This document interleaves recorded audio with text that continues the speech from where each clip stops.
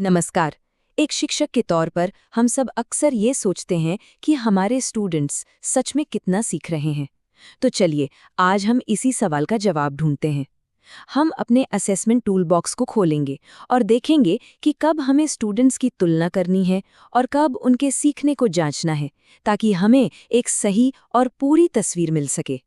देखिए, यही तो सबसे बड़ा सवाल है ना? हमारा मकसद क्या है? क्या हम क्लास में एक रैंकिंग बनाना चाहते हैं? ये पता लगाना कि कौन सबसे अच्छा है? या फिर हम ये पक्का करना चाहते हैं कि हर स्टूडेंट ने ज़रूरी स्किल्स सीख ली हैं? जवाब इस बात में छिपा है कि हम जांचने के लिए कौन सा टूल चुनते हैं। ऐसा सोचिए कि आपके पास अलग अलग काम के लिए अलग अलग औजार हैं, ठीक वैसी ही जैसे एक मैकेनिक के पास होते हैं। हर टेस्ट एक खास औजार है जो एक खास काम के लिए बना है। तो चलिए, आज इसी असेसमेंट टूल बॉक्स को खोल कर देखते हैं कि हमारे पास कौन कौन से औजार हैं और उनका सही इस्तेमाल कब और कैसे करना है। तो आज हम क्या क्या देखने वाले हैं? सबसे पहले हम अपने टूल बॉक्स को समझेंगे। फिर हम दो खास औजारों पर गौर करेंगे। एक है मापने का पैमाना यानी एनआरटीज और दूसरा है चेकलिस्ट यानी सीआरटीज। हम देखेंगे कि दोनों में क्या फर्क है। और सबसे ज़रूरी बात, क्लासरूम की अलग अलग सिचुएशन में हमें किसे चुनना चाहिए। तो चलिए, अपने टूल बॉक्स से पहला औजार उठाते हैं। इसका नाम है नॉर्म रेफरेंस टेस्ट या एनआरटी। इससे आप एक मापने का पैमाना या मेजरिंग स्टिक समझ सकते हैं। इसका सीधा सा काम है एक स्टूडेंट के प्रदर्शन की तुलना बाकियों से करना। इसका मतलब बिल्कुल साफ है। एनआरटी ये नहीं बताता कि एक स्टूडेंट को कितना आता है, बल्कि ये बताता है कि वो दूसरों के मुकाबले कहाँ खड़ा है। यहाँ सारा जोर, सारा फोकस सिर्फ और सिर्फ तुलना पर होता है। इसको एक एग्जाम्पल से समझते हैं। मान लीजिए एक स्टूडेंट का स्कोर 85% है। ये स्कोर अपने आप में कुछ नहीं कहता, लेकिन जब हम देखते हैं कि पूरी क्लास का एवरेज तो 70% है, तब इस 85% का मतलब समझ आता है।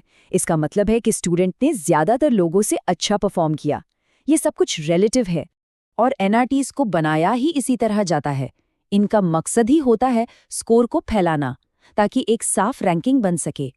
ये टेस्ट बताते हैं कि कौन टॉप पर है, कौन बीच में है और कौन थोड़ा पीछे है। इसीलिए ये एंट्रेंस एग्जाम जैसी प्रतियोगी परीक्षाओं के लिए बहुत काम के होते हैं। तो एडमिनिस्ट्रेशन के नज़रिए से देखें तो एनआरटीज बहुत काम के हैं, खासकर जब किसी खास प्रोग्राम के लिए कुछ स्टूडेंट्स को चुनना हो। लेकिन इसकी एक बड़ी कमी है। यह हमें ये नहीं बताता कि स्टूडेंट ने असल में सीखा क्या है। ये बस तुलना करता है और कभी-कभी स्टूडेंट्स में बेवजह का तनाव भी पैदा करता है। चलिए, अब टूल बॉक्स में रखे दूसरे औजार की बात करते हैं। ये है क्राइटेरियन रेफरेंस टेस्ट या सीआरटी। इसे एक चेकलिस्ट की तरह समझिए। इसका काम तुलना करना नहीं, बल्कि ये जांचना है कि कोई स्टूडेंट तय किए गए स्टैंडर्ड्स पर खरा उतरा है या नहीं। ये एनआरटी से बिल्कुल उल्टा है। सीआरटी में इस बात से कोई फर्क नहीं पड़ता कि दूसरे स्टूडेंट्स कैसा कर रहे हैं। यहाँ पहले से एक स्टैंडर्ड या लक्ष्य तय होता है और हम सिर्फ ये देखते हैं कि स्टूडेंट ने उस लक्ष्य को हासिल किया या नहीं। ये उदाहरण देखिए, बात एकदम साफ हो जाएगी। मान लीजिए टेस्ट का मकसद था 10 गणित के सवाल हल करना। एक स्टूडेंट ने 9 सवाल सही कर दिए। इसका मतलब उसने 90% मास्टरी हासिल कर ली। बात खत्म। अब चाहे किसी और ने 10 किए हों या सिर्फ 2, इससे इस स्टूडेंट के रिजल्ट पर कोई फर्क नहीं पड़ता। सीआरटी की सबसे अच्छी बात यह है कि इसमें हर स्टूडेंट को सफल होने का मौका मिलता है। ये कंपटीशन के बारे में नहीं है, बल्कि ये व्यक्तिगत सुधार और सीखने के बारे में है। हम इसका इस्तेमाल ये जानने के लिए करते हैं कि क्या हमारे स्टूडेंट्स अगला टॉपिक पढ़ने के लिए तैयार है। देखिए, एक टीचर के लिए सीआरटी एक बहुत ही पावरफुल टूल है। ये हमें सीधे सीधे बताता है कि स्टूडेंट को कहाँ मदद की ज़रूरत है। इससे हमें अपने रोज़ के लेसन प्लान को बेहतर बनाने में मदद मिलती है। हाँ, इसकी एक सीमा है। अगर हमें लिमिटेड सीटों के लिए स्टूडेंट्स को चुनना है, तो ये कोई रैंक नहीं देता। ठीक है, तो अब तक हमने मापने के पैमाने और चेकलिस्ट दोनों को अलग अलग समझ लिया। अब चलिए इन दोनों को एक साथ रखकर देखते हैं, ताकि इनके बीच का फर्क बिल्कुल साफ हो जाए। ये स्लाइड शायद आज की सबसे ज़रूरी स्लाइड है। ये हमें दोनों के बीच का बुनियादी फ़र्क दिखाती है। एनआरटी पूछता है किसने बेहतर किया, जबकि सीआरटी पूछता है क्या सीखा गया है। एक टीचर के तौर पर हमें ये तय करना होता है कि किसी खास मौके पर कौन सा सवाल पूछना ज़्यादा ज़रूरी है। तो अब आते हैं सबसे प्रैक्टिकल सवाल पर। एक टीचर के तौर पर हमें कब कौन सा औजार इस्तेमाल करना चाहिए? चलिए कुछ असल जिंदगी की सिचुएशन देखते हैं।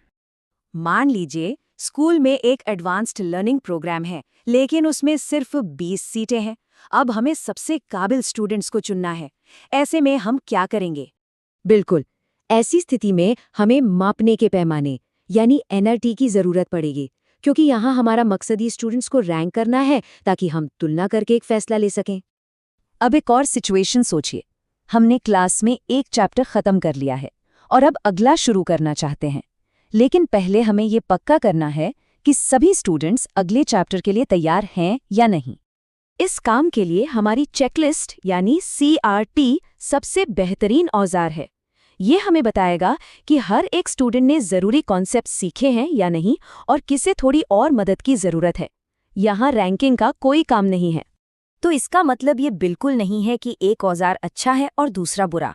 एक अच्छे टीचर की पहचान यही है कि वो जानता है कि कब कौन सा औजार इस्तेमाल करना है ताकि स्टूडेंट के सीखने की एक पूरी और सही तस्वीर बन सके।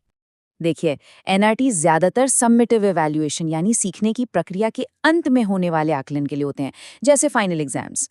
वहीं दूसरी तरफ सीआरटीज फॉर्मेटिव इवैल्यूएशन यानी सीखने की प्रक्रिया के दौरान होने वाले छोटे-मोटे टेस्ट के लिए परफेक्ट हैं। ये हमें फीडबैक देते हैं ताकि हम अपनी टीचिंग को सुधार सकें। दोनों मिलकर ही एक पूरी तस्वीर बनाते हैं। और यही बात इस पूरी चर्चा का निचोड़ है। असली मास्टरी किसी एक को चुनने में नहीं है, बल्कि दोनों को समझदारी से इस्तेमाल करने में है, ताकि हम अपने स्टूडेंट्स को सही मायने में गाइड कर सके। तो ये चर्चा इसी सवाल के साथ खत्म होती है। हम सबको अपनी टीचिंग प्रैक्टिस के बारे में सोचना चाहिए। क्या हम अपने असेसमेंट टूल बॉक्स के सभी औजारों का सही इस्तेमाल कर रहे हैं? हम कैसे इन दोनों तरीकों को बैलेंस कर सकते हैं ताकि हर स्टूडेंट की पूरी क्षमता को समझ सके और उसे निखार सके?